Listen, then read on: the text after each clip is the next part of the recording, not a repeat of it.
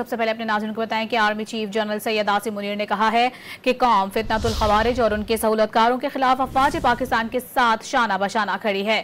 دہشت گردوں کے خلاف لڑتے ہوئے جام شہادت نوش کرنے والے میجر محمد حسیب کی نماز جنازہ چکلالہ گیریژن میں ادا کر دی گئی، جس میں army chief general Asim Munir سمیت دیگر اعلیٰ حکام، جوانوں، افسران اور شہید کے اہل خانہ نے شرکت کی۔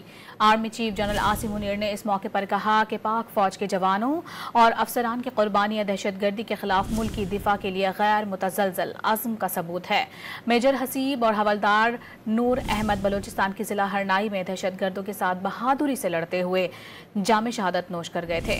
میجر محمد حسیب کی قیادت میں سیکیورٹی فورسز کو علاقے کو دہشت گردوں سے پاک کرنے کے لیے بھیجا گیا تھا۔ جھڑپ کے دوران 3 دہشت گرد مارے گئے۔